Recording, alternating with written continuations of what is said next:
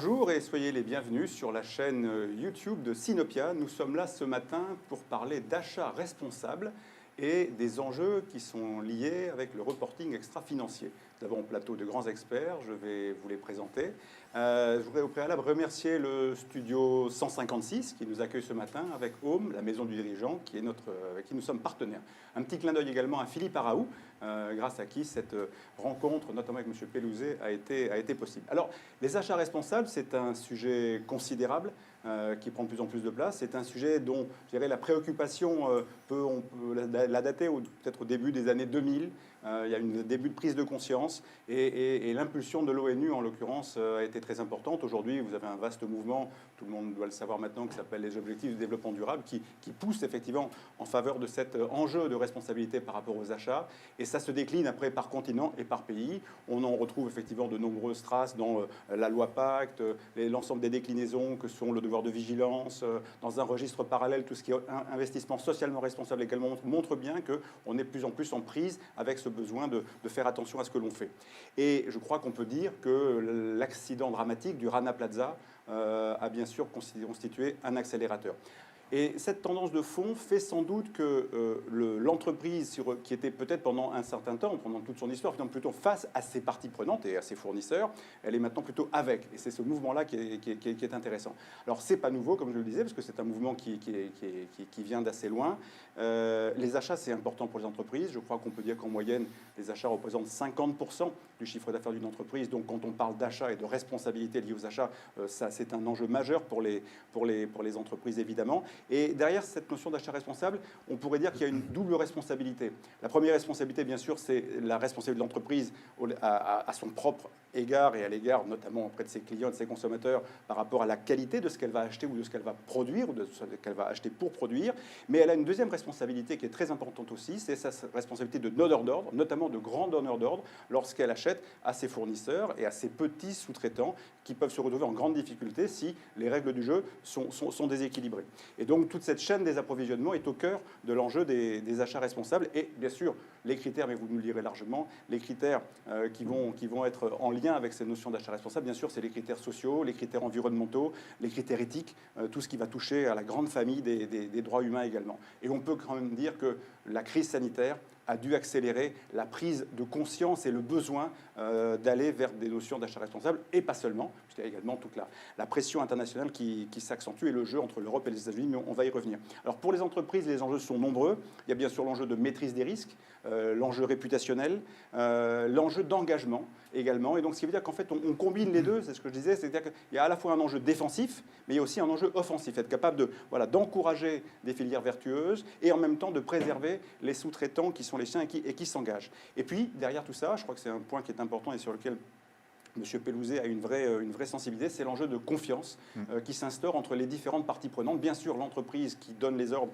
à ses sous-traitants, mais plus généralement, surtout que la qualité de la filière achat qui va créer de la confiance vis-à-vis de l'ensemble des parties prenantes. Et là, entre en jeu le fameux citoyen consommateur qui a fait son arrivée, on s'en souvient, dans la bouche du président de la République à Biarritz il y a 3 ans, et qui mettait en avant le rôle du citoyen consommateur.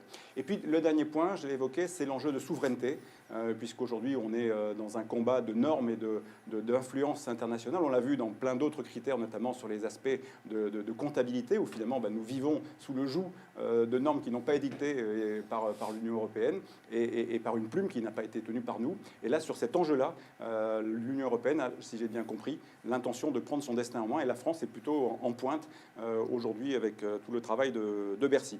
Alors, le sujet ce matin, donc, vous l'avez compris, c'est le sujet des achats responsables et l'enjeu de reporting extra-financier qui est associé à cet enjeu d'achat responsable, parce qu'en effet, c'est bien d'acheter de manière responsable, mais c'est encore mieux de le mesurer et d'être capable de le démontrer. Donc nous avons ce matin, pour travailler sur cette question, 2 acteurs très engagés sur ce sujet. Le premier, Pierre Pellouzet, donc, qui est ici donc, à ma gauche, donc à votre droite sur l'écran. Donc Pierre Pellouzet, vous êtes le médiateur national des entreprises depuis 2012. Donc vous êtes d'origine marseillaise, comme quoi Marseille... C'est bien de le rappeler. Voilà, et oui, Marseille monte à Paris, c'est bien, il n'y a pas qu'une frontière hermétique. Vous êtes titulaire d'une maîtrise de sciences économiques, vous êtes diplômé de l'Institut supérieur de gestion et de l'INSEAD. Actuellement, vous êtes donc médiateur des entreprises, vous occupez également des mandats de vice-président et trésorier de l'association l'association Pacte PME. Ça, c'est important parce que c'est une association qui milite beaucoup pour prendre en charge la qualité de la sous-traitance. Vous êtes président de l'Observatoire des achats responsables depuis 2013 et vous co-animez le comité de crise sur les délais de paiement. Là aussi, un grand sujet. Vous avez occupé au cours de votre carrière de fonctions achats importantes en France, aux États-Unis, et on peut citer parmi les entreprises dans lesquelles vous avez travaillé, Cegelec, la SNCF, par exemple. Vous êtes créateur du Trophée des achats en 2006, co-auteur de la charte Relations fournisseurs responsables et créateur du label Relations fournisseurs et achats responsables, entre autres. Voilà, on peut dire que la question des achats vous est familière. Donc vous êtes le médiateur des entreprises. En 2 mots, le médiateur des entreprises, c'est quoi? Il est rattaché à qui? Et il fait quoi? Merci pour cette belle introduction. Déjà, très heureux d'être ici ce matin à partager ces sujets importants avec vous tous. Effectivement, le médiateur des entreprises, c'est une fonction très officielle. J'ai la chance d'être nommé par décret du président de la République, placé auprès du ministre de l'économie, donc Bruno Le Maire aujourd'hui, avec un rôle, vous l'avez dit, vous avez prononcé le mot important pour nous, renforcer la confiance entre les acteurs économiques. Et donc, on va le faire avec plusieurs outils. Bien sûr, de la médiation d'abord, c'est-à-dire qu'on va se positionner en médiateur pour tous les sujets de difficulté entre acteurs économiques, c'est-à-dire clairement entre entreprises, des petites avec des grandes, ou entre entreprises et acteurs publics, notamment sur les marchés publics. Et donc, on offre un service public de médiation, c'est-à-dire que toute petite entreprise, ou grande ou moyenne, ou tout acteur économique qui a une difficulté avec une autre, peut nous saisir, et on va offrir gratuitement ce service de médiation, c'est-à-dire rapprocher les parties, leur permettre de se parler confidentiellement, rapidement et avec un succès assez fort, puisque dans 7 cas sur 10, on trouve une solution, ou j'allais dire, les 2 parties trouvent une solution. Ça nous a amené, bien entendu, au-delà de travailler sur réparer ce qui ne va pas, à travailler aussi sur anticiper, faire mieux, faire changer la société, et d'où notre implication forte, qui vient aussi de ma culture, vous l'avez dit, sur les achats responsables, c'est-à-dire se dire, c'est bien de réparer les problèmes, c'est encore mieux de faire qu'il y en ait le moins possible. Et donc, on s'est investi, notamment au travers de la charte que vous avez citée, qu'on a bâtie avec le Conseil national des achats et le label. Donc voilà, tout un tas d'outils qui sont là pour bâtir, renforcer la confiance partout sur le territoire. Et la crise sanitaire a renforcé votre rôle encore plus. Oui, il faut dire que l'an dernier, ça a été une année, j'allais presque dire comme pour nous tous, une année très particulière, mais un peu une année de folie pour nous. C'est-à-dire que, juste pour donner quelques chiffres, au 1er mars de l'an dernier, on avait une soixantaine de sollicitations par semaine. La 3e semaine de mars, on est passé à 600. Wow. Donc juste pour vous donner ce qui nous est arrivé, un tsunami de demandes qui ne s'est pas tari en mars, avril, mai, juin, juillet de l'année dernière, qui s'est heureusement un petit peu ralenti depuis la rentrée. On est toujours quand même à 2-3 fois la normale, c'est-à-dire que le niveau de tension entre les entreprises reste malgré tout élevé. Sur des sujets clients-fournisseurs, je le dis aussi sur d'autres sujets du type bailleurs-locataires, je pense à tous ces commerçants qui ont dû fermer. Pour eux, c'est compliqué de payer leur loyer. Voilà, des typologies de sujets sur lesquels on a besoin de confiance et on a besoin de dialogue. Parfait, merci Monsieur Pelouzet. Face à vous, donc à ma droite, Jacques Schramm, qui est un chef d'entreprise très engagé sur ces questions-là, il va nous l'expliquer. Donc Jacques, vous êtes diplômé d'HEC Paris, vous avez débuté votre carrière pendant 7 ans chez Arthur Andersen, vous avez été manager, ensuite vous avez rejoint le groupe Mazars, notamment pour les activités de conseil. Vous avez été associé de ce groupe en 92, puis en 97 vous avez été associé du cabinet Eurogroup, et ensuite en 2000, vous avez fondé le cabinet A2 Consulting. Aujourd'hui, vous avez 130 collaborateurs. Alors, Jacques, A2 Consulting, ça fait quoi? Eh bien, merci déjà de m'avoir invité. Je suis très heureux d'être là également. Alors, A2 Consulting, c'est un cabinet de conseil en organisation qui est multisectoriel et qui accompagne les entreprises dans leur transformation dans différents domaines. Un des domaines qui est de plus en plus important dans notre activité, c'est celui de la transformation justement sociétale. Les entreprises sont de plus en plus friandes de ce genre de sujets et d'aides. Et voilà, donc nous, c'est un sujet qui nous intéresse aussi parce que depuis longtemps, Pierre est au courant, on se côtoie depuis une bonne dizaine d'années sur le sujet des achats responsables. On est assez engagé sur les sujets sociétaux et notamment les achats responsables. Voilà, puisque moi-même, je m'étais engagé dans la normalisation achats responsables en France, d'abord à l'AFNOR, en présidant les travaux d'un groupe de travail de 2010 à 2012, en aidant aussi Pierre à fonder l'Obsar à un moment donné en 2010. Et puis ensuite en prenant en main la présidence des travaux à l'ISO pour créer une norme internationale Sustainable Procurement sur donc les achats responsables au niveau mondial ce coup-ci. Donc cette norme a été publiée en 2017. Voilà. Et puis depuis, on travaille sur d'autres sujets comme le prix du devoir de vigilance, qui font qu'on reste fondamentalement très engagé sur les sujets sociétaux en dehors de l'activité ou en plus de l'activité qu'on fait auprès de nos clients.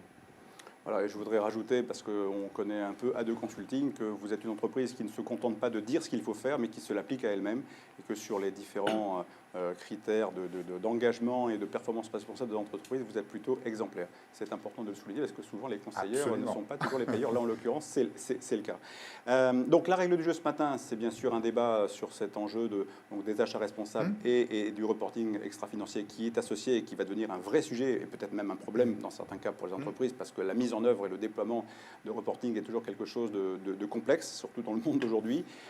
Donc chacun d'entre vous va pouvoir partager sa vision et son expérience. Je rappelle à tous ceux qui nous regardent et que je remercie de s'être connectés donc sur la chaîne YouTube que vous pouvez poser vos questions sur le fil de la chaîne YouTube de Sinopia et que nous prendrons les questions dans la deuxième séquence de cette émission. Je précise également que vous êtes tous les deux des experts, comme on va pouvoir le voir, de ces questions-là, que vous vous connaissez bien, donc n'hésitez pas non plus à interagir sur le propos de l'un et de l'autre. Pour ce qui est de Sinopia, je rappellerai à un moment donné, quand vous me laisserez la parole, que nous avons aussi travaillé sur ces questions-là de manière très intense ces dernières années, puisque nous avons mis au point, ce qui est assez inhabituel pour un think tank, un indice qui permet de mesurer la performance responsable de l'entreprise et dans lequel, en effet, les achats responsables tiennent une part importante.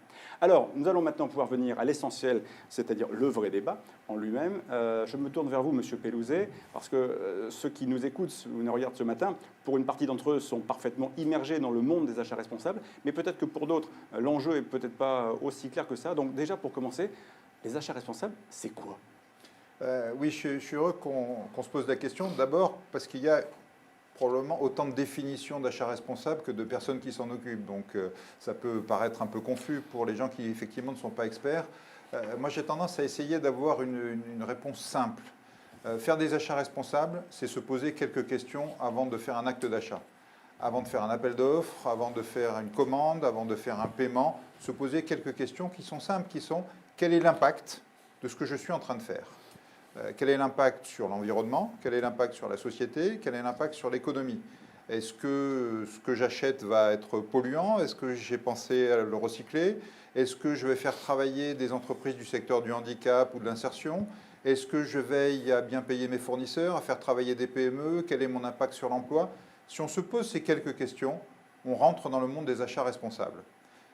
C'est relativement nouveau, vous l'avez dit. Il y a peut-être qu'une dizaine d'années où un certain nombre de pionniers, dont je dois dire Jacques et moi-même avons fait partie, se sont dit il faut arrêter de faire des achats comme avant. C'est-à-dire les achats où on se disait on fait un appel d'offres, on prend le moins cher, on lui donne le marché, et puis après on joue la loi du plus fort parce que c'est comme ça que ça marche.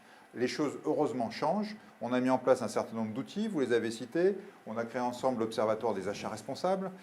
Unique au monde. Je ne crois pas qu'il y ait un autre pays dans lequel il y a un observatoire des achats responsables. Jacques l'a présidé pendant un moment, je lui ai succédé ensuite. C'est unique au monde. On a créé des normes, une norme française, une norme mondiale. Et là encore, je tire mon chapeau à Jacques qui a dirigé les travaux au niveau mondial sur la norme achat responsable. Ce qui veut dire que pour une fois, ce n'était pas les États-Unis, ce n'était pas la Chine, ce n'était pas l'Allemagne, ce n'était pas je sais pas qui, c'était la France qui dirigeait les travaux mondiaux sur les achats responsables. Donc on est devenu en France un peu les leaders mondiaux de la pensée achat responsable. Je pense qu'on n'en est pas conscient et je pense que c'est dommage parce que pour une fois qu'on a un avantage compétitif, un avantage généralement reconnu, on ne l'utilise pas assez. Donc c'est bien que le monde de l'extra-financier s'en empare et se dise, tiens, qu'est-ce qu'on peut faire de ça? Comment on peut le valoriser? Comment on peut le mesurer? Et je suis sûr que la France, les entreprises françaises ont beaucoup à y gagner. Donc allons-y pour les achats responsables. Et un achat irresponsable, ce serait quoi alors, par contre? Un achat irresponsable, c'est effectivement ne pas se poser des questions. C'est-à-dire, j'achète comme avant, je fais attention à rien, j'achète quelque chose qui peut polluer, surtout, je ne me préoccupe pas d'aller acheter envers le monde du handicap et de l'insertion, je mets de la pression, la loi du plus fort sur mes fournisseurs, j'évite de les payer en temps et en heure, parce que franchement, si je peux me faire de la trésorerie sur leur dos, c'est encore mieux. Là, on est dans l'irresponsabilité la plus pure, malheureusement. Le médiateur des entreprises que je suis peut vous dire qu'il y a encore une part non négligeable, pour rester poli, des achats qui sont faits de cette manière-là. c'est dommage. Si on commence à raisonner un peu plus intelligemment sur le cycle de vie, c'est-à-dire regarder sur la durée tout ce que représentent nos achats, là, on commence à se poser des vraies questions pour les autres et pour nous. Parce que acheter sur le cycle de vie, c'est aussi bien acheter, même pour soi. Bien sûr. Donc profitons-en. Dernière question, est-ce que vous diriez que l'État, qui est aussi un grand donneur d'ordre, sur ces enjeux-là, se soigne? Oui, l'État fait des efforts et l'État va faire de plus en plus d'efforts. Je reviendrai tout à l'heure sur le label Relations fournisseurs et achats responsables que nous portons. Ce label va prendre de l'ampleur et l'État commence à se mettre à ce label. Un premier ministère, le ministère des Armées, qui est probablement le plus gros acheteur de France en termes d'achat de l'État, est labellisé. Donc vous voyez que l'État est plutôt pionnier, plutôt en avant là-dessus. Essayons que ça continue. Merci, M. Pélouzet. Je me tourne vers vous, Jacques Schramm, pour que nous enchaînions sur le sujet. Et alors, les achats responsables, on a bien compris. Et donc, il y a un enjeu maintenant autour de ces achats responsables. C'est l'enjeu du fameuse tendance sur la construction d'un reporting extra-financier, d'un mouvement qui, là aussi, qui vient de loin, qui a maintenant une véritable obligation de mise en œuvre. Donc, quand on parle d'achat responsable et de reporting extra-financier, là encore, je vais vous poser la question. Quels sont les enjeux? Alors oui, moi je vais me mettre un petit peu à la place d'une entreprise, qu'elle soit une entreprise industrielle ou de services ou financière. Pourquoi se pose-t-on cette question-là? Qu'est-ce qui est en train de se passer aujourd'hui? Donc il faut essayer de se rendre compte qu'en fait il y a des évolutions en ce moment normatives, réglementaires très importantes qui font que le sujet de cette connexion entre achat responsable et puis reporting extra-financier est devenu incontournable. Donc je vais les passer en revue très rapidement. J'espère ne pas être trop rébarbatif, mais c'est juste pour que chacun ait ses éléments aussi qui sont fondamentaux. Donc, premier élément, Pierre en a parlé, la normalisation achat responsable. Norme française, norme internationale, publiée en 2017. Le label, qui est un gros travail d'appui sur la norme, qui est devenu incontournable aujourd'hui et qui fait partie des outils qui permettent en fait aux entreprises de se mesurer par rapport à ce référentiel et d'apprécier si les gens sont responsables ou pas. Et là, on est vraiment à 100% sur la thématique achat responsable. Deuxième sujet, le Rana Plaza. Donc 2013, l'accident, les travaux de l'OCDE qui ont embrayé là-dessus et qui ont donné lieu, in fine, en France, à une loi sur le devoir de vigilance en 2017 qui oblige les grands groupes à publier un rapport sur le devoir de vigilance. Les premiers rapports sont sortis en 2018. La loi a été appliquée de manière très souple au début, elle se durcit petit à petit. Et sur un versant plus positif, on peut signaler le prix sur le devoir de vigilance qui a été fait conjointement par le Forum pour l'investissement responsable et ADO Consulting depuis 2019, en partenariat d'ailleurs avec l'Assemblée nationale, et qui a primé la première année Orange en 2019, en 2020 STMI Electronics et en début de cette année Schneider Electric. Donc bravo à ces entreprises. Et donc ce qui veut dire que sur la thématique du devoir de vigilance, les entreprises peuvent être valorisées si elles gagnent des prix, mais elles peuvent aussi faire l'objet de polémiques si elles ne se comportent pas bien. Troisième point dont il faut tenir compte, c'est le travail qui s'est beaucoup développé au cours des années 2010 sur des agences d'évaluation de la performance sociétale. Donc ça peut venir des acheteurs qui font travailler des gens comme Ecovadis, Acesia, ça peut venir des marchés qui demandent des travaux de type Bicorp par exemple, ça peut venir des agences de notation financière type Vigeo ou Etifinance, ou même de la démarche volontaire des chefs d'entreprise qui ont envie de piloter leur transformation sociétale et qui s'appuient par exemple sur l'indice Sinopia de la performance responsable.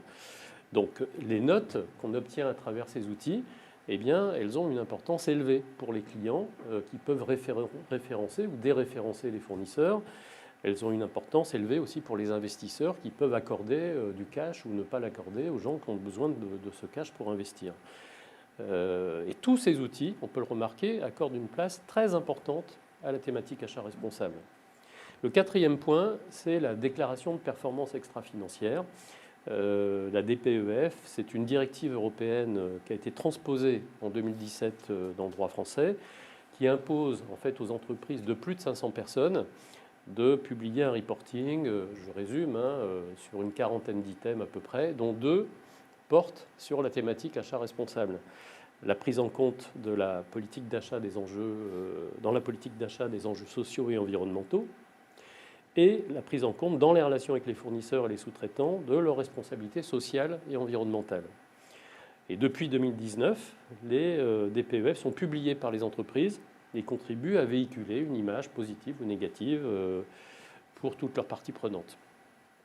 5e point, le règlement européen fait en 2019, alors c'est des termes un peu barbares, disclosure, SFRD, alors lui qui est applicable au monde de l'investissement, concrètement aux sociétés de gestion, et qui leur porte obligation, suite à un décret d'application tout récent du 10 mars 2021, vous voyez, il y a vraiment peu de temps, de produire un reporting sur les risques de durabilité des fonds d'investissement que ces sociétés gèrent, et donc des sociétés émettrices qui sont dans ces fonds d'investissement, représentés dans ces fonds. Donc concrètement, les émetteurs qui ont besoin d'investir ont intérêt à en tenir compte si elles veulent avoir accès à l'investissement dans de bonnes conditions.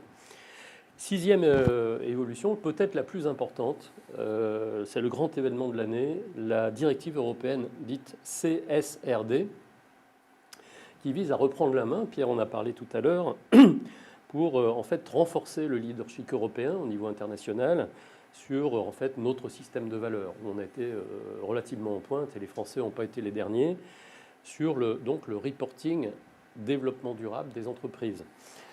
L'objectif, en fait, c'est que ce reporting normalisé, en fait, s'impose à l'échelle européenne via des réglementations auprès des entreprises alors de plus de 250 personnes. De plus de 250 personnes, c'est beaucoup d'entreprises. Je crois que c'est plus de 50 000 en France. Et dès l'exercice qui va commencer au 1er janvier 2023. Donc ça vient très vite.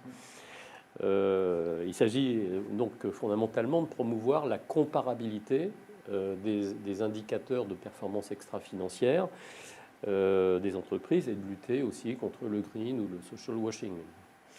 Il y a des informations qui sortent très récemment. Le texte qui est sorti voici 2 semaines précise que les KPIs, qui ne sont pas encore définis, vont porter, en tout cas, sur les grandes orientations relatives aux chaînes d'approvisionnement, et donc aux achats responsables. Et dernier point, on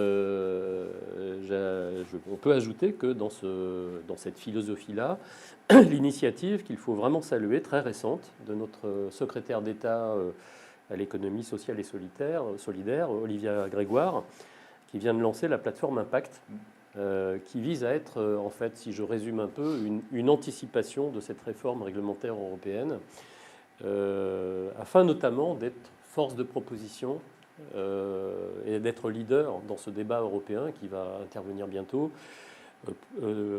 et en favorisant la participation d'entreprises à cette plateforme, à cette conception d'indicateurs extra-financiers, en sollicitant donc des entreprises dites early birds, dont nous faisons partie en tant qu'A2 Consulting. Donc cette première version de plateforme prévoit une 50aine d'indicateurs, dont à ce jour, un indicateur porte sur les achats responsables, l'existence d'une politique achat responsable.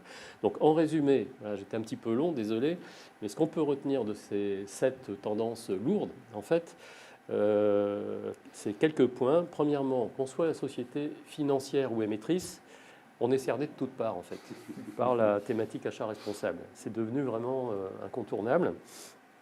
J'ai indiqué à chaque fois les dates d'application. On voit bien que tout ceci, c'est pour demain matin. C'est très rapide, ça doit être mis en place.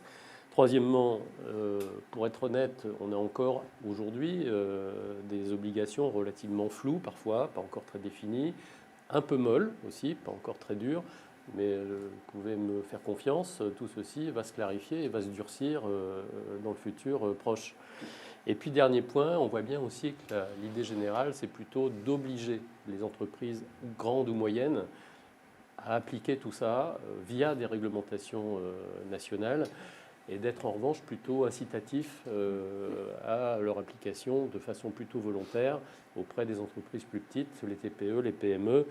Mais voilà, moi je vous engage, si vous êtes une plus petite entreprise, à vous y intéresser, parce que ça veut dire que si vous voulez garder vos marchés, il faudra donner des preuves de bonnes pratiques auprès de vos donneurs d'ordre. Voilà, donc en résumé, commencez à vous intéresser à tout ça et à vous préparer, quoi. Et on est sur ce sujet, pourquoi finalement une telle urgence? Pourquoi aller aussi vite? Parce que ce sont des évolutions qui quand même ne facilitent pas forcément le quotidien de la vie des entreprises.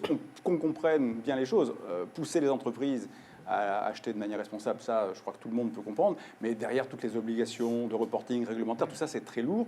Qu'est-ce qui fait que l'Union européenne aujourd'hui se saisit du sujet et a l'air de vouloir passer tout ça à marche forcée? 2024 c'est vraiment demain, et les KPI, comme vous le disiez Jacques, ne sont pas encore écrits, donc on voit bien qu'on est dans une zone de forte tension.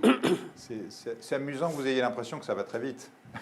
Pour nous qui avions commencé à parler d'achat responsable au début des années 2010, et à l'époque les gens souriaient gentiment quand on leur en parlait, pour être très honnête, en disant vous êtes gentil, mais les achats, on sait ce que c'est. Hein. Vous allez faire un appel d'offres, vous achetez le moins cher, et si vous pouvez acheter encore moins cher que le concurrent, c'est encore mieux. Et si vous pouvez aller acheter à l'étranger, comme ça, c'est encore moins cher que le concurrent, c'est formidable. Quelles que soient les conséquences, ça c'était il n'y a pas longtemps, mais c'était quand même il y a 10-12 ans.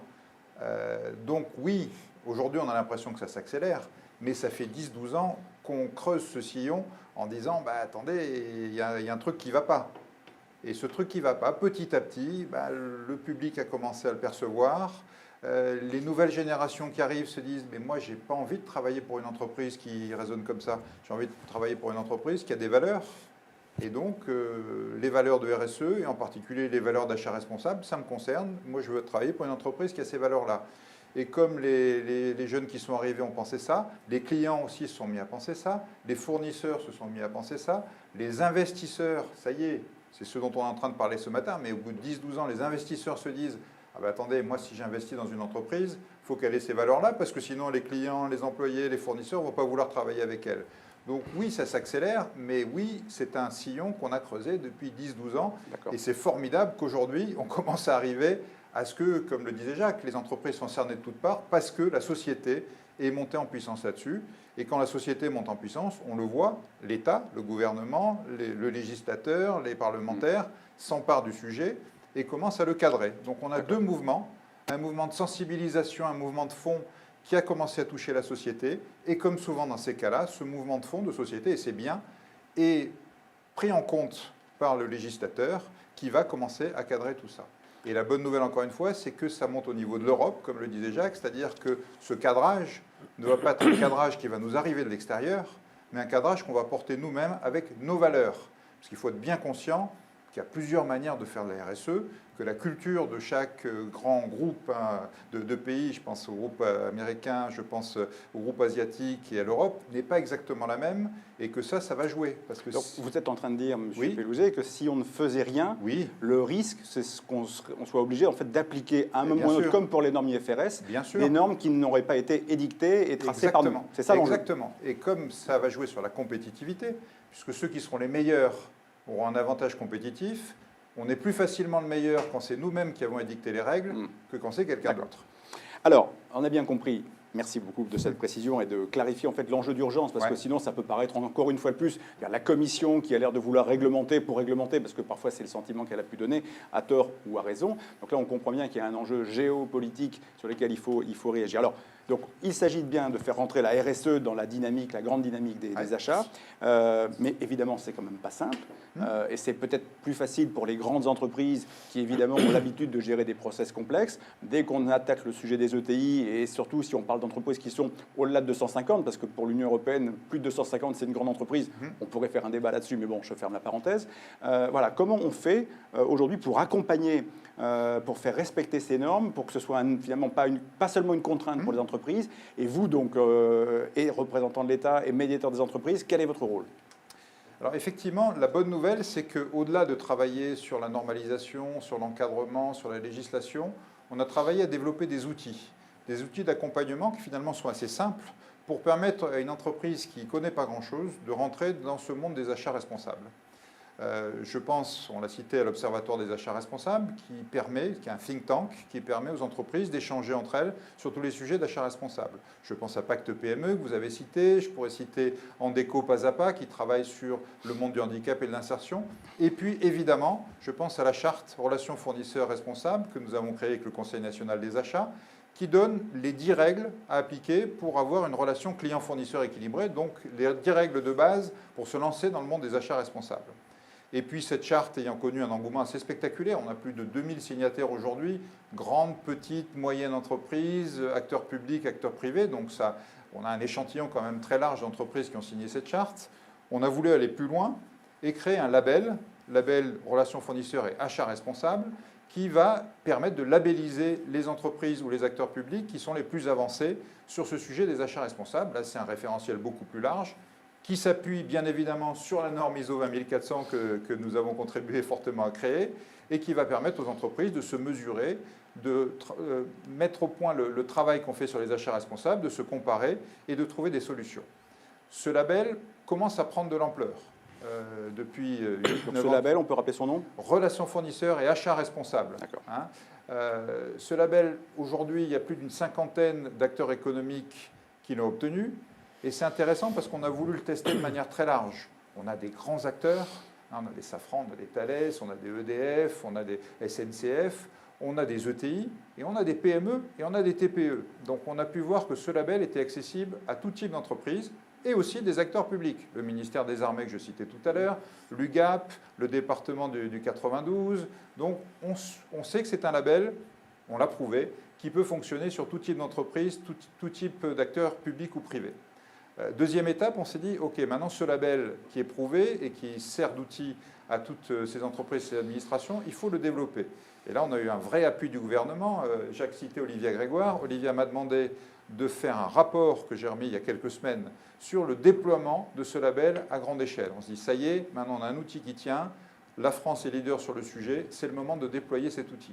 Et donc on va mettre en œuvre 39 recommandations que nous avons portées pour déployer ce label. Parmi ces recommandations, faire un parcours de la charte au label, c'est-à-dire on va accompagner les entreprises qui vont d'abord signer la charte, on est en train de remodifier pour qu'elle soit vraiment la porte d'entrée sur le parcours achat responsable, et les amener petit à petit vers le label, avec notamment un outil d'autodiagnostic qui va être sur la fameuse plateforme Impact qui a été citée par Jacques. Donc les entreprises pourront se mesurer, se dire où est-ce que j'en suis, est-ce que je peux signer la charte, est-ce que je peux aller un petit peu plus loin, est-ce que je peux aller vers le label, et faire un label qui va être gradué avec 3 niveaux, bronze, argent, or, de manière à ce qu'il n'y ait pas uniquement le Graal, mais qu'il y ait la possibilité d'avoir des marges pour y accéder. Autre type d'éléments qui se trouvent dans ce rapport, on va évidemment booster les achats publics. Vous avez été le premier à en parler en disant qu'est-ce que fait l'État. Olivia Grégoire a fixé un objectif ambitieux, 80% des achats des ministères labellisés à fin 2022.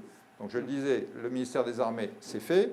On attend maintenant d'autres ministères. Il y en a plusieurs évidemment qui sont en ordre de bataille pour s'y mettre. Et donc l'État va donner l'exemple. Et l'important, c'est que quand l'État donne l'exemple, ça suit. Je citais le ministère des Armées. Le ministère des Armées est labellisé. Et derrière, vous avez, bizarrement, Safran, Thales, Nexter, Naval Group, donc les fournisseurs de rang 1 du ministère des Armées qui se disent, tiens, moi aussi, je vais être labellisé. Et puis ensuite, derrière, vous avez, je ne sais pas si vous connaissez la FACIM, qui est la fédération des entreprises qui font de l'habillement militaire ou pour les gendarmes. Ah, la FACIM se dit, c'est génial, il faut qu'on soit labellisé. Et il y a plusieurs entreprises de la FACIM qui viennent se faire labelliser. Donc vous voyez, il y a aussi une notion de filière. Quand la tête de filière se fait labelliser, et si c'est un ministère, c'est très bien, petit à petit, on va irriguer l'ensemble du tissu économique. Troisième axe, et évidemment il nous touche en particulier, on va pousser les achats dans tout ce qui est extra-financier. On va profiter aussi, il faut le signaler, du fait que la France présidera le Conseil européen à partir de janvier prochain, donc on aura 6 mois pour pousser aussi ces enjeux au niveau de l'Europe et faire en sorte qu'il y ait de plus en plus de critères achats responsables. On va en mettre plus sur la plateforme Impact parce qu'un seul, c'est un peu juste, mais on va travailler là-dessus. Donc voilà, il y a tout un écosystème qui se met en marche avec tous ceux qui sont impliqués sur les achats responsables. Mais sachez d'ores et déjà, pour répondre à votre question, il y a des outils.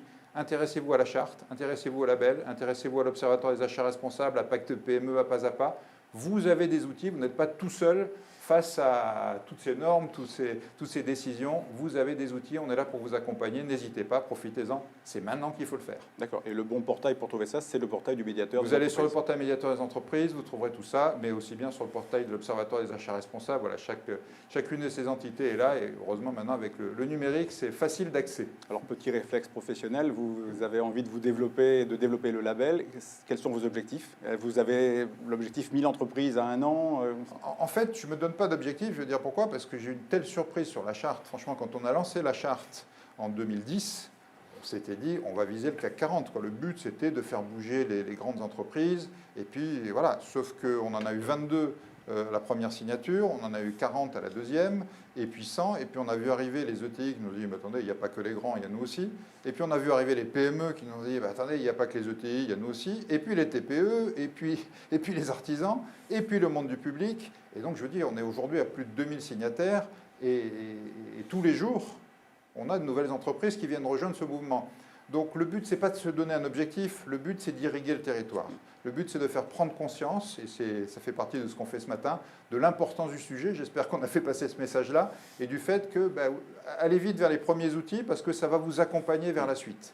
Et donc voilà, pas d'objectif, mais franchement des ambitions. Très bien, c'est bien. C'est déjà extrêmement important, c'est même souvent l'essentiel. Jacques, donc autour de cet enjeu de normalisation du reporting extra-financier, voilà, comment voyez-vous les choses et comment pensez-vous qu'il faut accompagner les entreprises?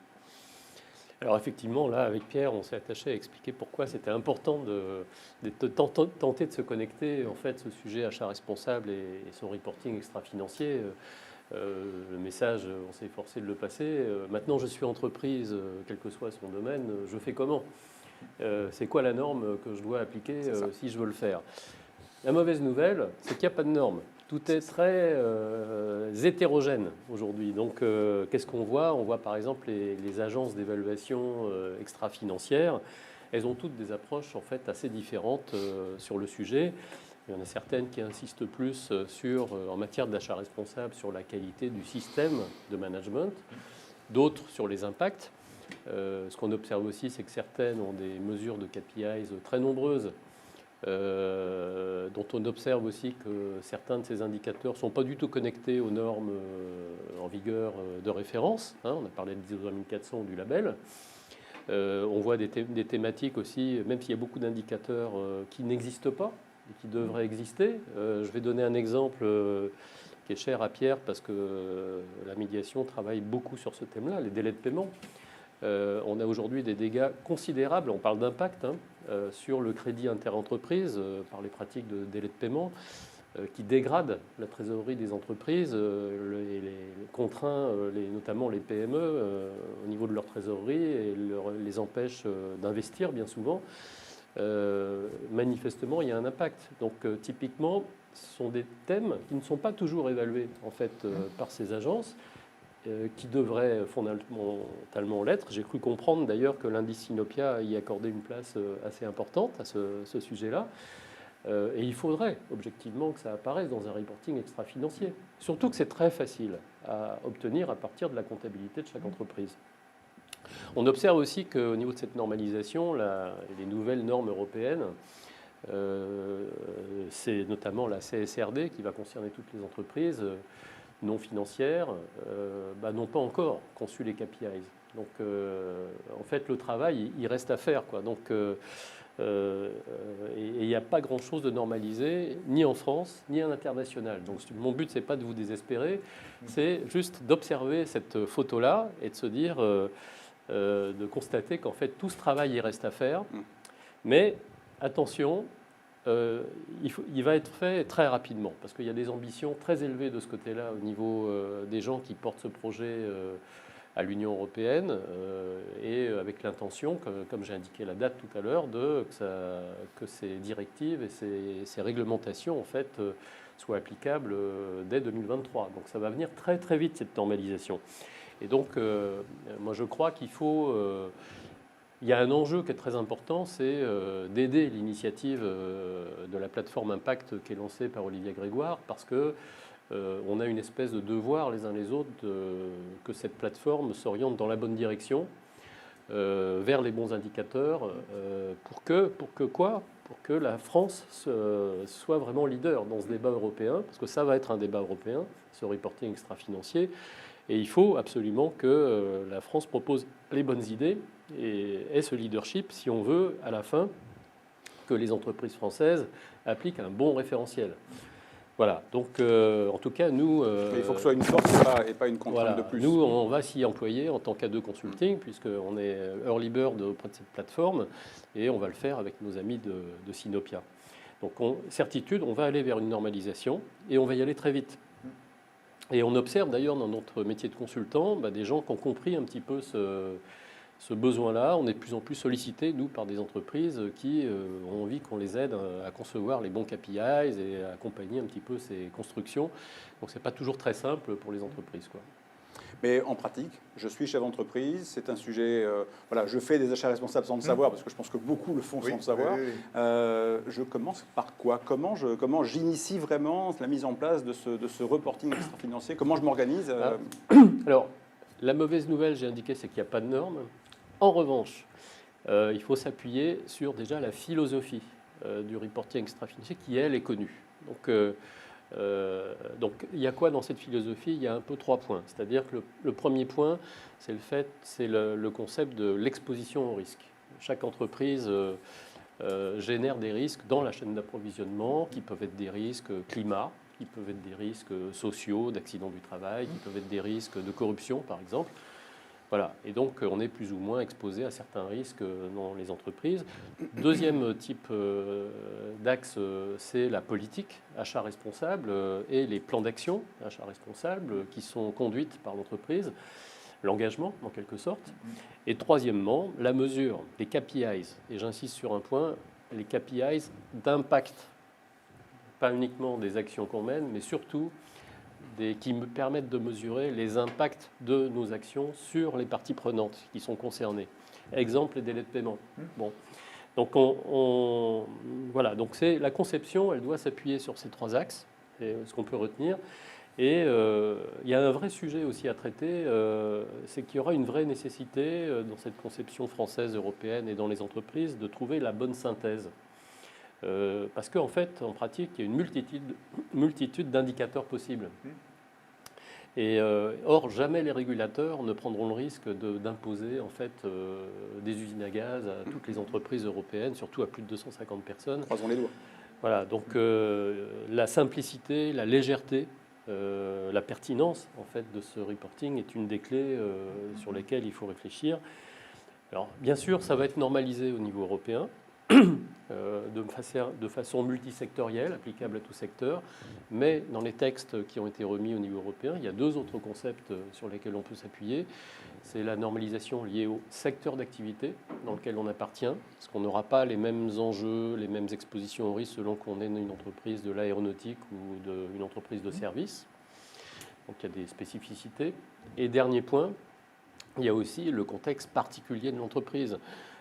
Par exemple, si on est PME, il y a un devoir de simplicité à concevoir, d'allègement. Et donc, concrètement, comment on peut s'y prendre? Eh bien, aujourd'hui, si on est face à une page blanche, il faut essayer d'une part de s'inspirer de ces tendances là, dont j'ai parlé tout à l'heure et de voir ce que disent les législateurs, les normalisateurs et de voir dans quelle direction on va pour déjà aller dans le sens de l'histoire. Ça, c'est la première idée. On peut se documenter, s'inspirer de tout ça. Et puis, deuxièmement, il faut aussi regarder ce qu'est l'entreprise elle-même et faire un peu de sur-mesure, regarder ce qu'est son modèle d'affaires, regarder ce qu'est sa matérialité, ses enjeux, et donc combiner cette conception pour en dégager les bons indicateurs de façon pertinente et synthétique. Voilà. Donc on le comprend bien, c'est un enjeu de performance pour l'entreprise, mais aussi c'est un enjeu de responsabilité. Oui, juste pour compléter et pour rebondir sur ce qu'on a dit tout à l'heure et ce que vient de dire Jacques, effectivement, ça peut paraître complexe pour le chef d'entreprise qui se dit voilà, moi je fais sûrement des choses bien, mais j'en suis pas sûr, comment je me mesure. C'est pour ça que je reviens sur ce parcours charte label. Là, vous êtes dans le concret. Vous prenez la charte, vous la lisez, vous dites est-ce que je fais ça? Oui, non. 2, vous avez l'outil d'autodiagnostic. Et là, c'est plus large, c'est sur l'ensemble des achats responsables. Ça ne veut pas dire que vous ferez tout bien, je vous rassure. Aucune entreprise, aucune administration qui la remplit ne fait tout bien. Mais au moins, on se pose des questions. Je reviens à ce que je disais tout à l'heure. Cet outil vous permet de vous poser les questions. Et petit à petit, d'avancer vers le label niveau bronze, niveau argent, niveau or. Donc voilà, vous avez un parcours qui vous accompagne et qui vous permet d'échapper à cette complexité. Bien sûr, vous pouvez aller plus loin, vous informer, venir à l'Observatoire des achats responsables, lire toute la littérature qui est faite là-dessus. Mais pour le chef d'entreprise qui n'a pas le temps de faire tout ça, au moins il a une étape de base et un parcours qui lui est proposé. Moi, je les engage tous à y aller et j'engage les investisseurs à regarder ça. Est-ce que l'entreprise dans laquelle j'ai investi a signé la charte? Oui, non, c'est assez basique comme critère. Ça pourrait être un critère, d'ailleurs, un indicateur. Est-ce qu'elle est labellisée? Oui, non. Est-ce qu'elle a fait l'autodiagnostic? Oui, non. Là, on a des critères assez simples pour se dire, est-ce que cette entreprise-là est sur le chemin des achats responsables? Est-ce qu'elle a un plan d'action par rapport à ça? Parce que pour obtenir le label, il faut faire un plan d'action. Donc, pareil, c'est du oui-non, c'est du binaire. Et c'est facile pour les investisseurs, c'est facile pour les chefs d'entreprise, c'est facile pour les fournisseurs, les clients et les employés. Toutes les parties prenantes peuvent voir concrètement s'il y a des choses qui sont faites ou s'il n'y en a pas. Et ça guide le chef d'entreprise qui se pose des questions. Bon, j'ai lu votre charte. D'abord, elle est écrite en bon français, donc c'est plutôt une bonne on essaye. Je veux dire par là qu'elle est compréhensible. Oui. C'est-à-dire que ce n'est pas un langage de technocrate et c'est en ce sens que c'est intéressant. Non, pardon, je me permets de vous interrompre, parce qu'elle a été faite par les gens qui font. Ce n'est pas une charte qui a été inventée dans un bureau, j'allais dire de Bercy, il ne faut pas être... les gens de Bercy sont près de la réalité aussi, mais quand même, ça a été fait par des gens de terrain, des chefs d'entreprise, des acheteurs, des gens qui le vivent au concret et qui ont mis leurs mots sur la réalité qu'ils vivaient ou qu'ils voulaient vivre. On sent la dimension opérationnelle. Jacques, vous voulez rebondir? Oui, moi, pour abonder dans le sens de Pierre, moi, je crois que c'est très, très important dans cette conception. En fait, on voit bien qu'il faut faire du reporting extra-financier sur les achats responsables, de s'appuyer sur les outils existants, comme le label. Pourquoi? Parce que déjà, ce label lui-même, il est adossé à une norme internationale. Il y a une vraie légitimité derrière. Et puis, deuxièmement, je parle sous ton contrôle, Pierre, mais je crois qu'aujourd'hui, le label, c'est grosso modo une centaine de milliards d'achats auprès de beaucoup d'entreprises. C'est très significatif dans l'économie française. Et il y a un vécu extrêmement important à travers les auditeurs, label, et les jurys, etc., et les entreprises qui participent, et là, je parle bien des labellisés, de ce que sont les problématiques achats, de façon opérationnelle, concrète. Il y en a toujours quelques-unes qui sont majeures. Et donc je pense que si on s'appuie bien sur vos travaux, on arrivera aussi à dégager des pistes de synthèse sur ces indicateurs extra-financiers. Et moi, ma crainte, c'est surtout qu'on ne le fasse pas, quoi. Donc j'encourage les gens qui bossent en fait sur la plateforme Impact à établir cette connexion et à s'inspirer de cette pratique opérationnelle qu'on a la chance d'avoir en France avec ces outils. Ouais. Alors vous pourriez me demander que vient faire Sinopia dans cette galère. J'allais vous le demander. Voilà. Que vient faire Sinopia? Merci de votre réponse. Parce qu'en effet, nous sommes un think tank et nous travaillons sur les questions de gouvernance. Et donc la gouvernance des entreprises est un sujet sur lequel on a commencé à travailler à partir de 2015. Sinopia a été créé en 2012. Et en fait, on est rentré sur l'enjeu de la gouvernance des entreprises par un point central qui nous paraît vraiment essentiel, qui inspire en fait toutes nos réflexions et qui inspire aussi, je crois, une certaine philosophie à la fois qui vient de l'ONU et qu'on retrouve dans la loi PAC. C'est finalement l'enjeu de l'éthique. À la fin de tout ça, pourquoi tout ça est-il mis en œuvre et quels sont les enjeux, les responsabilités qu'on assume. Et en travaillant beaucoup sur cette question-là, nous, on s'est vraiment dit qu'une entreprise, si elle voulait vraiment être éthique, il fallait qu'elle bosse sur le sujet du partage de la valeur. Parce qu'à un moment donné, on est forcément à fabriquer de la valeur, matérielle et immatérielle, mais la question de comment elle est répartie, à qui ça profite, fait de plus en plus sens. Donc on a travaillé sur cette question-là et à un moment donné, on s'est dit on allait passer à la pratique plutôt que de rester sur la théorie. On dit qu'est-ce qu'on pourrait imaginer et mettre à disposition des entreprises? Est-ce qu'on ne pourrait pas proposer une initiative? Et donc nous avons mis au point un indice qui est un indice qui est destiné à mesurer la performance responsable de l'entreprise. Bien sûr, on part du principe que l'entreprise, si elle n'est pas performante, elle sort du jeu. Ça, c'est classique. Il n'y a pas même une association. Enfin, tout le monde, il faut à un moment donné fabriquer un résultat.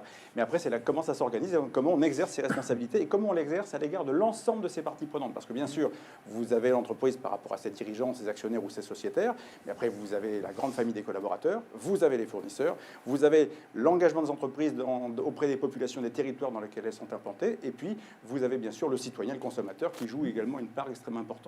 Et donc, on a voulu avoir un indicateur, une série d'indicateurs plutôt très simple, parce qu'on s'est dit que si on voulait aider les entreprises à rentrer dans cette dynamique de performance et de responsabilité conciliée, il fallait les aider à passer donc du reporting au pilotage, beaucoup plus évident. Et donc quand il y a 200 indicateurs, c'est compliqué. Quand il y en a 24, ce qui est notre cas, c'est plus simple. Donc on a réfléchi à un outil à la fois simple et peu chronophage, adapté à toutes les tailles d'entreprise, parce qu'on a imaginé des questionnaires simplifiés pour les petites, pour que ça puisse s'adapter.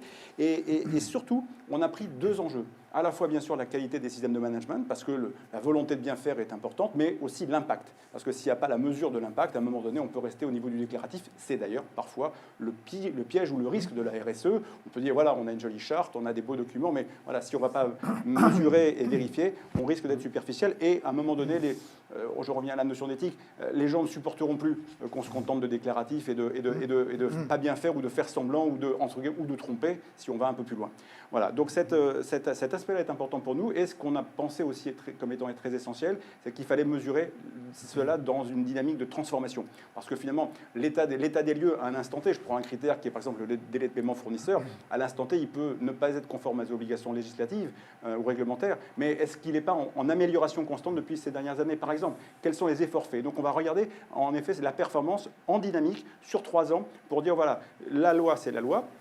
Mais la performance, c'est la performance, et la dynamique, c'est la dynamique. Voilà, ça c'est important, et on se base sur nos indicateurs, sur tout ce qui est les référentiels les plus à jour. Voilà, donc je voudrais simplement vous dire que nous avons pris en compte, parce que ça vous est important, messieurs, la dynamique des achats responsables, et qu'en fait on retrouve dans notre indice, au travers des 24 indicateurs, 6 en fait vont véritablement concerner les achats, la démarche achat, ou avoir un impact sur la chaîne d'approvisionnement, et on a fait un effort de synthèse pour favoriser justement le fameux travail de reporting extra-financier, pour que le dirigeant d'entreprise qui est engagé dans cette voie complexe quand même, et qui peut être pour les grosses, pas angoissante, mais pour les moyennes et les petites, peut être un peu perçu comme étant une source de stress, de dire encore un truc. Alors comment piloter ça de manière astucieuse, et comment être mis sur la voie pour mieux faire. Et je voudrais vraiment situer notre démarche par rapport à tout ce qui existe. Je crois que c'est important. C'est vrai qu'aujourd'hui, vous avez une foisonnement d'indices, de labels, etc. Certains d'origine nord-américaine qui veulent effectivement nous expliquer comment bien faire notre boulot. Donc je pense qu'il faut qu'on reprenne notre destin en main. Là-dessus, on est tous très alignés. Mais notre démarche à nous, c'est pas un outil marketing, c'est pas pour les services marketing, c'est pas pour la communication, c'est pas pour les achats, c'est vraiment pour les marchés financiers, c'est vraiment pour le dirigeant d'entreprise, et ça concerne bien sûr l'ensemble des services internes de l'entreprise. On est aujourd'hui dans une phase de test. Donc l'indice a été finalisé l'année dernière. Et cette phase de test, en fait, elle est auprès de plusieurs entreprises. Je peux citer par exemple la Mutuelle Générale dans le monde des mutuelles, Wisecom, et puis également une entreprise comme Sophie Group qui est dans le sud de la France, du côté de Montpellier. Et nous avons associé à notre indice un label, parce que j'en reviens au grand enjeu de confiance dont on discutait tout à l'heure. Il va de soi que cet enjeu de confiance, il est stratégique, et que derrière les grandes tendances mondiales que sont les inégalités, qu'elles soient réelles ou perçues, les revendications, le besoin de savoir comment tout ça fonctionne, il faut montrer qu'on s'engage, et qu'on s'engage bien, et qu'on produit un résultat qui est conforme en fait à la promesse et à cette attente d'éthique. Et donc associé à notre indice, nous avons imaginé un label qui vise à permettre, comme vous le disiez tout à l'heure, avec une gradation, à démontrer auprès de ces parties prenantes, et notamment le fameux citoyen consommateur, voilà, qu'on est une entreprise engagée et qu'on se transforme et qu'on participe à ce grand mouvement. Nous avons donc, je le disais, des indicateurs précis. Je vais vous en donner la lecture. Rassurez-vous, ça ira vite. Donc, en ce qui concerne la grande famille des fournisseurs et des partenaires, nous allons bien sûr regarder la question du délai de paiement moyen réel, et ça, et notamment la relation qui peut y exister entre donneurs d'ordre. Nous allons regarder la question du devoir de vigilance sur la chaîne d'approvisionnement. Nous allons bien sûr nous intéresser aux achats responsables. Là, on est en plein dans le sujet de la matinée. Et puis, nous allons également regarder la question du cycle de vie des produits, parce que là aussi, ça fait partie de la dynamique de responsabilité dans laquelle l'entreprise est engagée. Et puis, 2 points complémentaires qui va concerner les populations et les territoires dans lesquels l'entreprise est implantée. C'est la contribution au développement territorial, qui à un moment donné va avoir une induction, notamment sur les chaînes d'approvisionnement, sur la question achat. Et puis, bien sûr, l'enjeu de préservation de l'environnement, parce que là encore, la façon d'acheter va avoir un impact sur la qualité dont l'environnement va être préservé. Et tout ça, bien sûr, je le redis, dans une dynamique dynamique de tendance. Voilà le travail qu'a fait Sinopia. Donc c'est un peu inhabituel pour un think tank de passer à l'acte, si je peux dire, mais on a pensé que c'était utile d'aller jusque-là pour ne pas se contenter d'être justement dans le déclaratif. Et je souligne au passage que nous avons eu la chance en 2018 de voir notre projet dans sa version, on va dire, bêta, mais qui était déjà, en tout cas dans la maturité de son intention, très, très aboutie.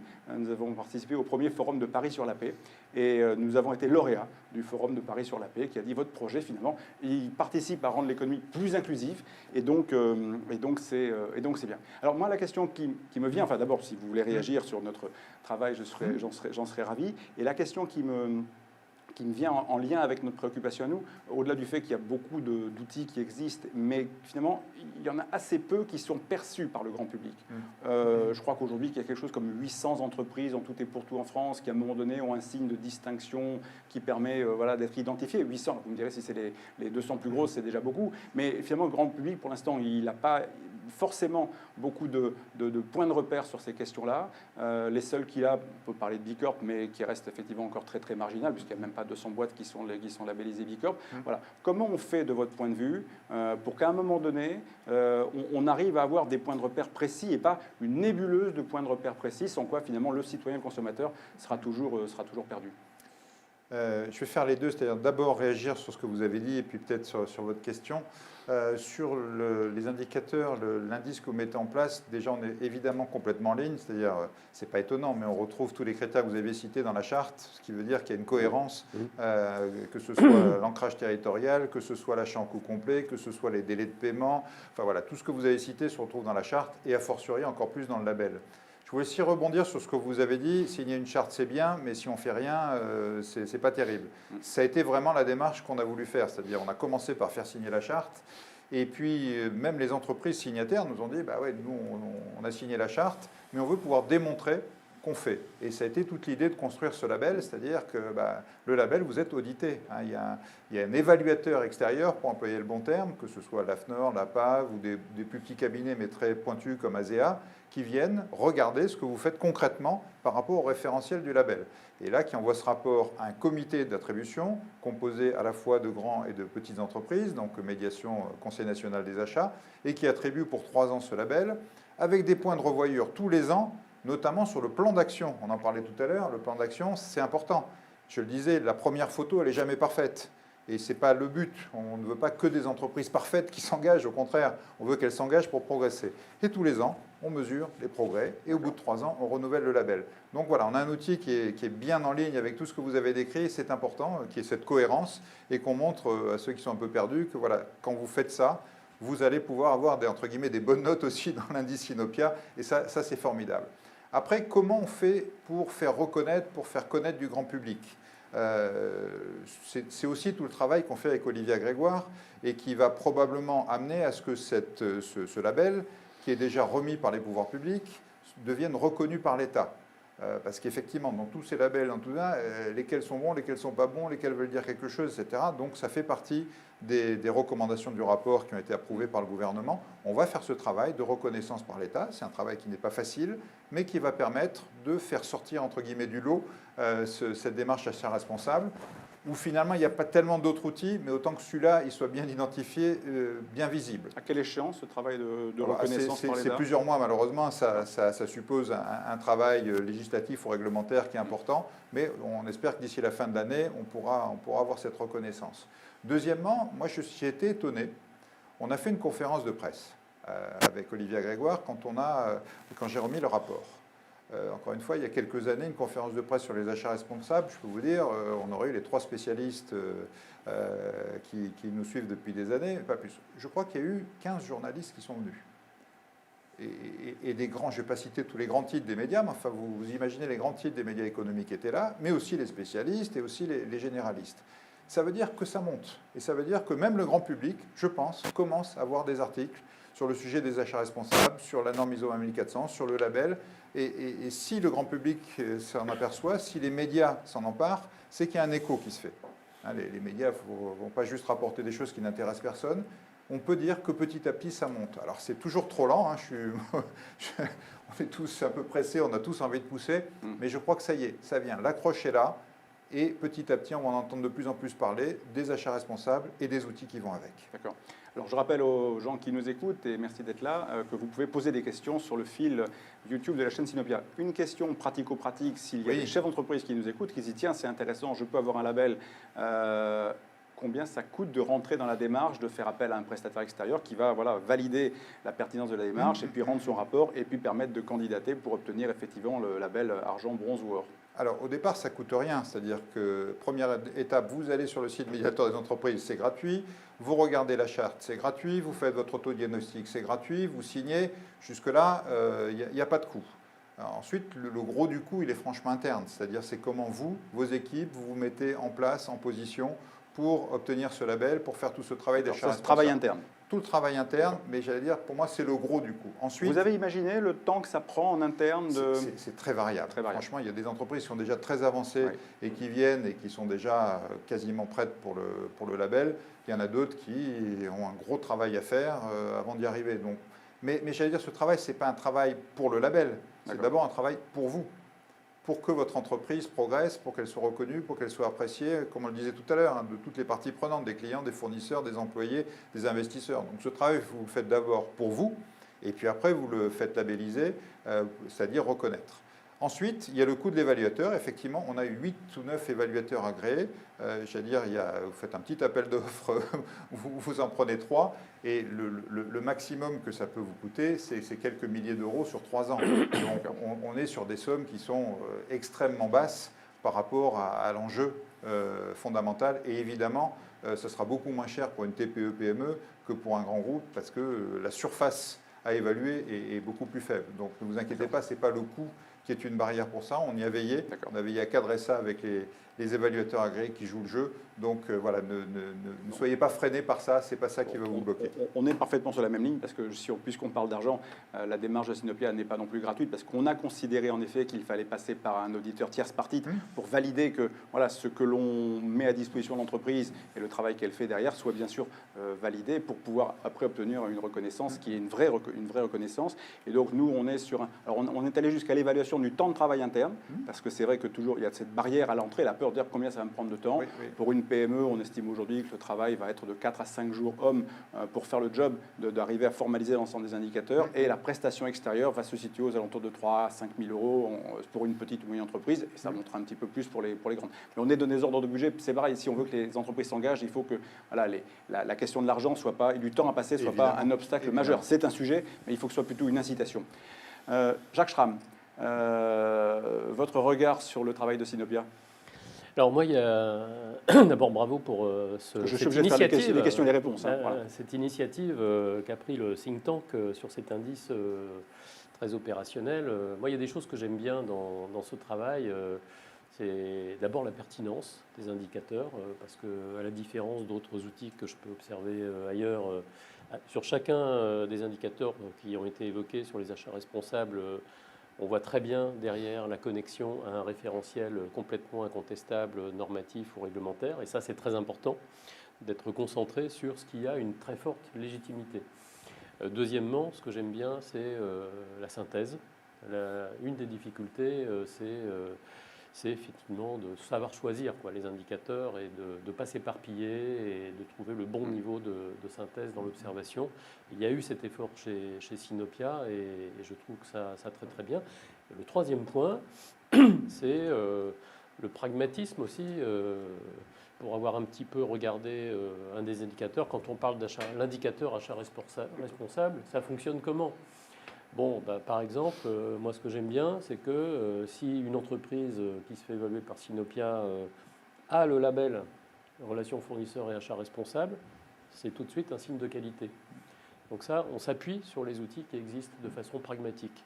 Et si l'entreprise n'a pas ça, eh ben on donne un outil plan B, en gros, simplifié, que même la TPE ou la PME peut répondre. Et c'est ce pragmatisme-là que j'aime bien. Donc bravo pour ce travail qui a été fait par Sinopia, qui apporte vraiment quelque chose dans le paysage de l'évaluation extra-financière. Alors, reste à la faire grandir, c'est tout l'enjeu en fait qui se pose. Nous, en tant que think tank, notre objectif, pour que vous le compreniez bien et que les personnes qui sont là nous comprennent bien, le but c'est vraiment d'aider en fait à encourager cette dynamique de transformation et de faire en sorte que sur ces questions-là, voilà, le chef d'entreprise ait des outils à sa disposition et qu'en plus, effectivement, l'Union européenne, dans cette dynamique-là, qu'on ait au sein de l'Union européenne, pardon, voilà, l'occasion de reprendre notre destin en main et d'être les maîtres finalement du pilotage de ces grands enjeux. Alors, le temps des questions arrive. Alors, il y en a une première, vous la lisez comme moi, mais je vais la lire pour ceux qui ne sont pas derrière la caméra. Donc, dans quelle proportion pensez-vous que les achats responsables vont contribuer à la performance RSE, puisque tout ça est lié, d'une entreprise? Question vaste. C'est énorme, les achats. Vous l'avez dit tout à l'heure, 50%. en moyenne, alors c'est très variable, il y a des entreprises pour lesquelles c'est 80, d'autres pour lesquelles c'est 20, mais en moyenne, c'est 50% du chiffre d'affaires de l'entreprise. Donc 50% de l'impact de l'entreprise. C'est-à-dire c'est quasiment tout l'impact extérieur de l'entreprise sur les fournisseurs passe par là. Donc quand on se met en ordre de bataille sur les achats responsables, on se met en ordre de bataille sur la responsabilité en général. On ne fait pas des achats responsables dans le vide. C'est-à-dire si la gouvernance de l'entreprise n'a pas décidé d'être responsable, il ne va rien se passer sur les achats responsables. D'ailleurs, les premières questions qu'on pose sur le label, ce n'est pas est-ce que vous faites des achats responsables, c'est est-ce que votre gouvernance est engagée dans la responsabilité et est-ce que votre plan achat responsable est en ligne avec le plan d'entreprise. Donc c'est fondamental. Et en plus, comme je le disais tout à l'heure, ça percole, comme on dit. C'est-à-dire que quand une entreprise devient responsable, petit à petit, tout son tissu de fournisseurs et de sous-traitants devient responsable parce qu'il y a une demande, il y a un appel, il y a de l'aide, il y a de l'interaction, il y a de la conviction. Et donc, au travers d'une entreprise ou d'un acteur public, on va toucher tout un écosystème. Donc l'impact est bien supérieur au chiffre d'affaires à échelle d'entreprise. Il est peut-être 3, 4, 5, 10 fois supérieur parce qu'il va percoler sur tout un écosystème. D'accord. Jacques Schramm, une réaction sur ce sujet? Non, je rejoins tout à fait ce que dit Pierre. L'entreprise, surtout si elle est grande, a une grande sphère d'influence sur sa chaîne de valeur, sa chaîne d'approvisionnement. Donc quand on dit 50%, c'est effectivement l'observation du compte d'exploitation et de ce que pèsent les achats dans le compte d'exploitation. Mais là, on s'adresse aux fournisseurs de rang 1. Mais derrière, l'impact, il est beaucoup plus lourd parce que le fournisseur de rang 1, si on est dans l'aéronautique, je crois qu'il y a 7 ou 8 niveaux de sous-traitance. Et donc, les impacts, on le voit, sont très très larges et pas qu'en France, ils sont aussi au niveau international. Et c'est comme ça que les accidents de type Rana Plaza se sont produits parce qu'à un moment donné, on ne mesurait pas les impacts négatifs qui pouvaient se produire sur la société à travers les achats. Voilà, donc c'est une place, et ça, cette observation de la place stratégique un petit peu des achats au niveau de la RSE, il y a de plus en plus de parties prenantes qui s'en rendent compte ces dernières années, et notamment les investisseurs montent beaucoup en puissance sur le sujet et veulent de plus en plus des indicateurs pour mesurer justement les impacts sur ces aspects-là. C'est pas facile, Non, mais en tout cas, il y a une très grande appétence d'un certain nombre de parties prenantes sur cette thématique achat responsable pour crédibiliser en fait la démarche RSE des entreprises. D'accord. Alors, deuxième question, une question en fait sur la place de la France dans cette dynamique européenne, autrement dit, qui sont les bons élèves et les leaders. On a compris que la France était active. Est-ce qu'elle est vraiment le fer de lance? Est-ce que d'autres pays également jouent le jeu et veulent être très en pointe comme nous? Sur les achats responsables, clairement oui. La France est en pointe, la France est leader. Et encore une fois, j'insiste là-dessus parce que on n'est pas leader partout, et pour pas pour une fois, on est leader heureusement dans un certain nombre de domaines, mais dans ce domaine-là, on l'est, et on ne le sait pas assez, on ne le dit pas assez, on ne le montre pas assez. C'est-à-dire, moi j'aimerais que demain, un pays étranger ou un acteur étranger qui achète français se dise « j'achète une entreprise achat responsable ». Et donc, si je veux acheter achat responsable, j'achète français. Ce n'est pas forcément l'image qu'on a. J'achète luxe, j'achète qualité, etc. Non, c'est aussi j'achète responsable quand j'achète français. Et ça, il faut le marteler parce que ça va être un argument de compétitivité fort. Pourquoi je dis ça? Parce qu'on l'a travaillé, encore une fois, depuis 10-12 ans.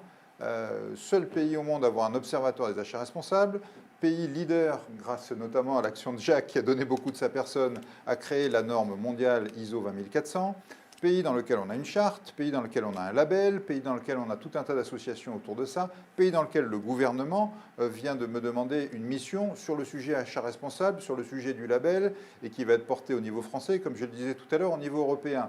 Donc si ça, c'est pas être leader mondial, je veux dire, je me demande ce que font les autres pays, mais pour le savoir un petit peu, pas grand-chose. Étonnamment, autant le sujet RSE en général peut agiter un certain nombre de pays, et c'est très bien, autant le focus sur les achats responsables, dont on a dit tout à l'heure l'importance colossale, est mal perçu, mal appréhendé. Donc oui, là, on est leader.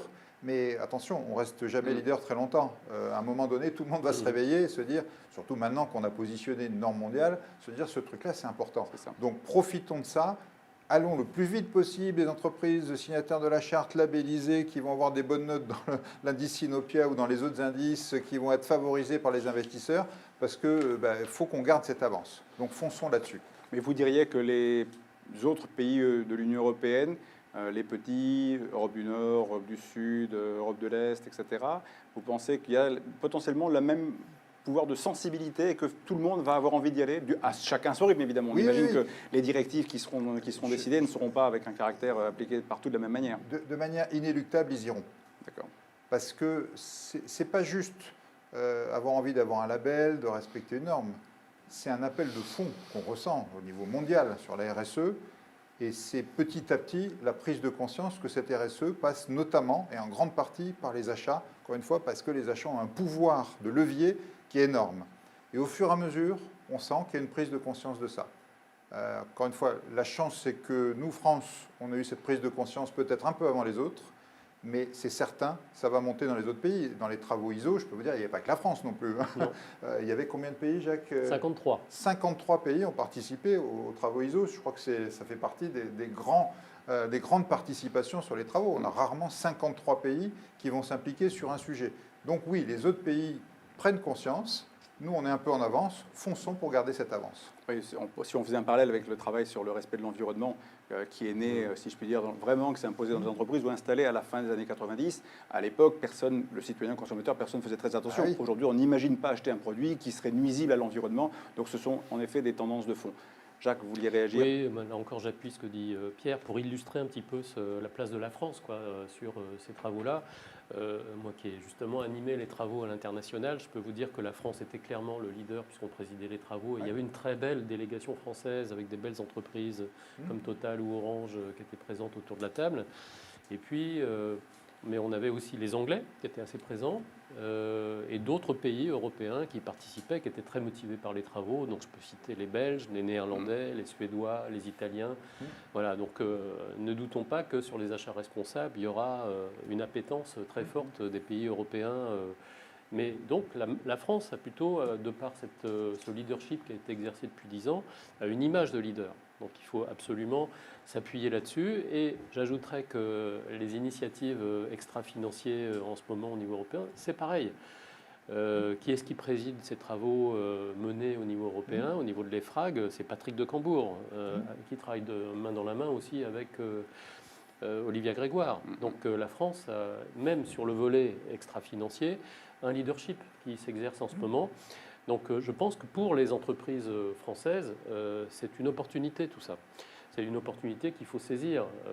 Le mieux qu'on puisse faire, c'est de transformer quelque part ce qu'on pourrait percevoir comme des contraintes de paperasse et de reporting en une opportunité de faire valoir nos valeurs, faire valoir ce qui nous différencie sur les marchés, parce qu'on apporte des valeurs ajoutées. C'est le point que vous avez fait ressortir chez Sinopia, des valeurs ajoutées qu'on partage. Et c'est ça qui peut rendre aussi les entreprises françaises plus compétitives sur les marchés en France et à l'international. Le partage de la valeur et le partage des valeurs également. Alors, une question pour Sinopia, merci beaucoup. À qui s'adresser pour pouvoir tester le label Sinopia? Eh bien, c'est très facile, à Sinopia. Il suffit de nous envoyer par exemple un email, sinopia@sinopia.fr. Je pense que j'aurai fait la réponse la plus courte aux questions qui sont posées. Question d'après, donc question importante d'ailleurs qui peut nous concerner en effet retour. Quelle est l'ambition de l'État, Monsieur Pellouzet, même si vous ne nous dites pas tout? Qu'est-ce que vous pressentez? Est-ce que vous pensez qu'il pourrait demain, sur ces questions-là, au-delà des achats responsables, avoir demain une espèce de label unique qui dit voilà, c'est comme ça, et pour des questions de visibilité, il y a une tête et une seule? Ou est-ce que vous pensez, comme vous le disiez tout à l'heure, qu'il faut finalement laisser le marché s'organiser, mais en même temps, quand même, définir un minimum de standards pour que tout ça ne soit pas une foire d'empoigne? Réponse B. Non, effectivement, l'État veut jouer un rôle.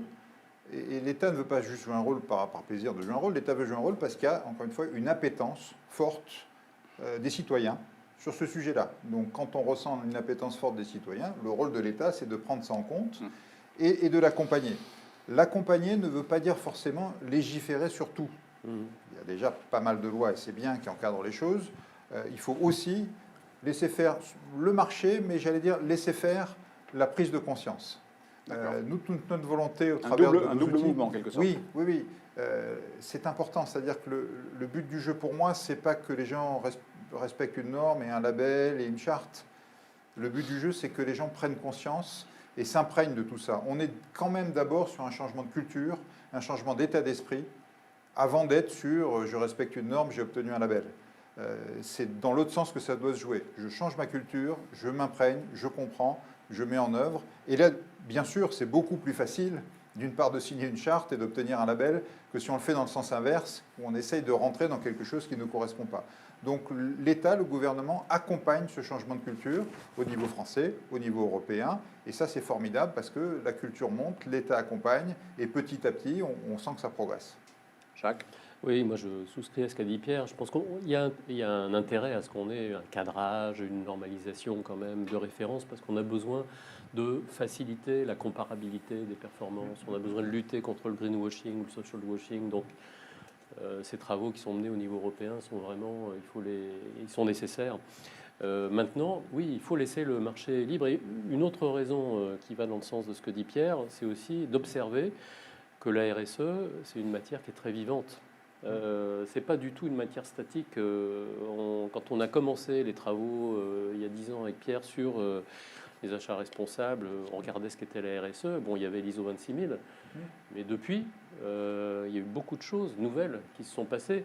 Donc si on est trop statique, et ça peut être facile si on légifère d'être statique, eh bien on se prive de cette vie en fait qui va, on le sait, va continuer d'être foisonnante et très dynamique au cours des années à venir. Donc il faut laisser le marché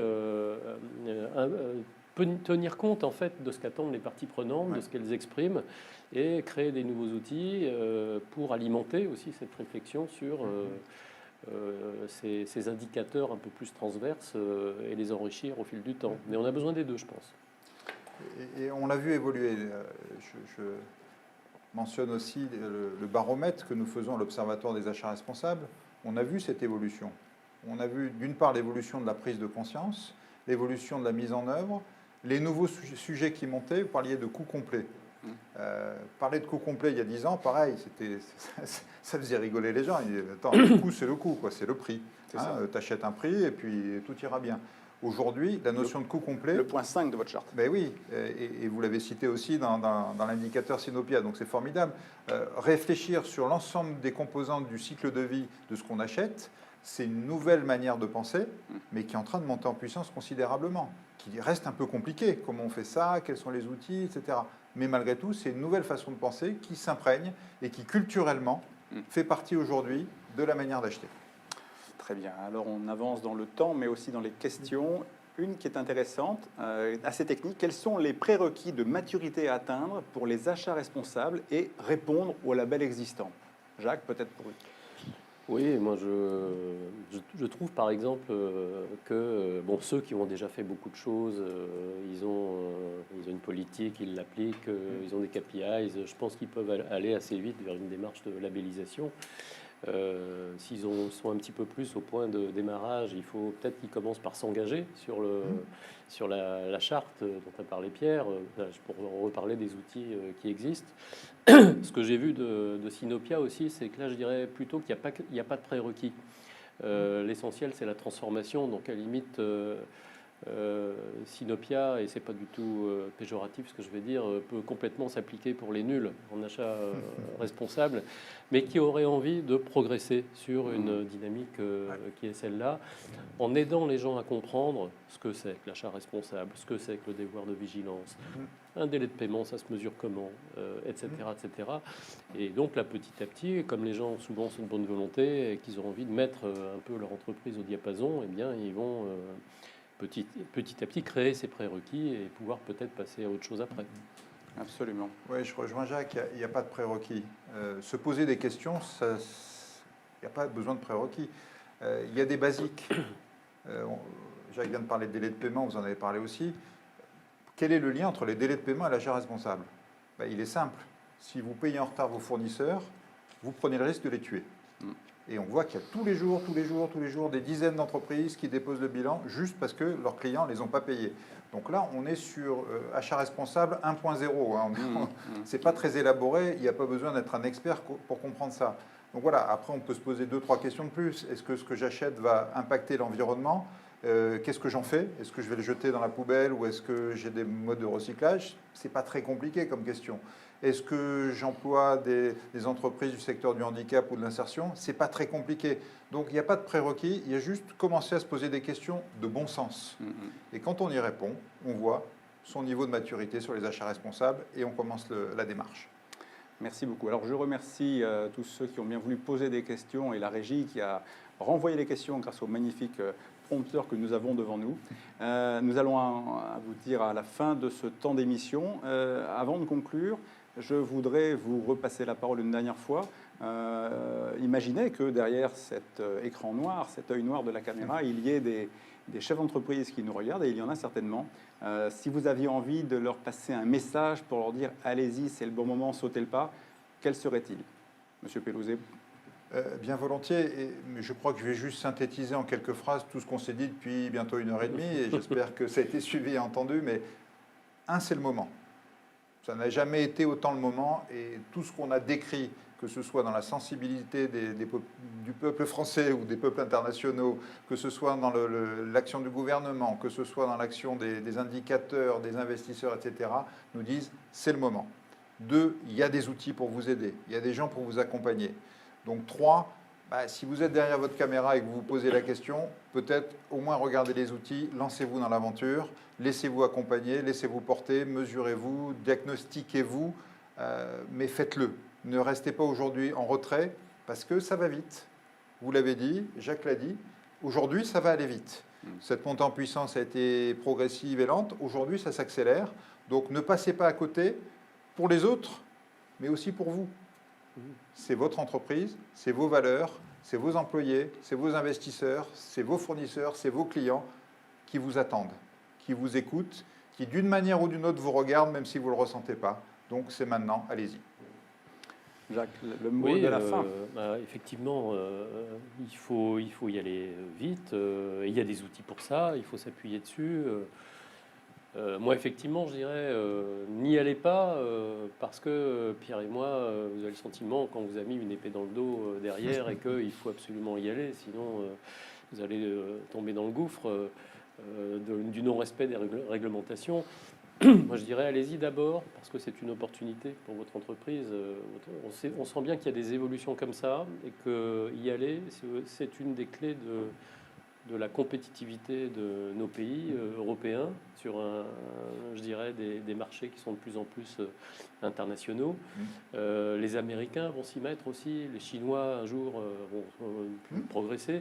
Donc on a tout à gagner, nous, dans nos pays avancés sur ces aspects-là, à faire valoir nos valeurs, à déployer les outils dont on a parlé depuis 1h30, et puis à montrer ce que notre entreprise, en fait, apporte comme valeur en fait, à nos clients, à nos salariés, à nos fournisseurs, pour que ça devienne des leviers de compétitivité.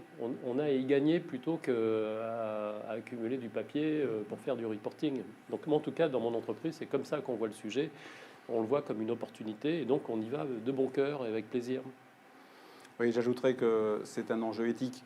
Et c'est un enjeu éthique essentiel qui, en fait, et les achats responsables contribuent à ça, qui interroge véritablement la place et le rôle que les entreprises veulent jouer dans la société au XXIe siècle. C'est un enjeu maintenant qui est essentiel. On a vu à quel point la crise sanitaire a confirmé que les entreprises étaient partie prenante d'un ensemble et que tout le monde était finalement lié, et que cette interconnexion entre les entreprises à l'échelle d'un pays, d'un territoire ou même d'un continent ou du monde, tout ça crée un lien et donnait du sens, ou pas d'ailleurs. Et que cet enjeu-là, il est essentiel, parce que derrière tous ces enjeux-là se trouvent à chaque fois je le redis toujours, mais le lien de confiance, et que les parties prenantes doivent avoir confiance les unes envers les autres, et que derrière tout ça, il y a quand même des individus, les hommes et les femmes qui vivent en France, qui vivent dans nos territoires, et qui ont envie d'avoir confiance dans les entreprises, dans celles qui leur fournissent des biens et des services, et que tous ces sujets-là, finalement, on revienne à interroger la raison d'être des entreprises, leur finalité, mais aussi leur raison de faire et le comment le faire. Et les achats responsables vont participer à cette dynamique de comment faire et comment bien faire.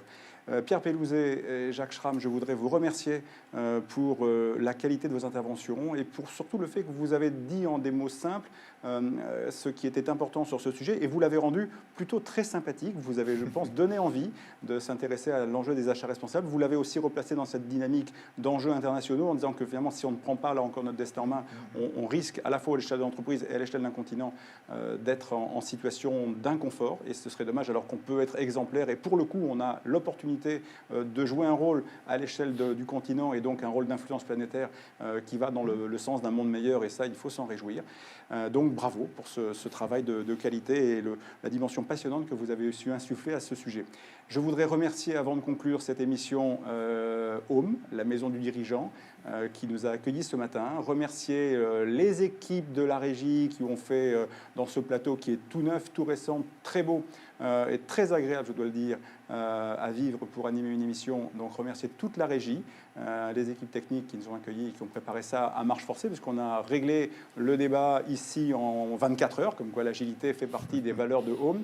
Et puis remercier également les équipes Sinopia qui ont aussi reconverti l'événement qui devait avoir lieu chez nous à ici en l'espace de 24 heures. Merci à tous, prenez soin de vous, bonne fin de semaine et à très bientôt sur la chaîne YouTube de Sinopia.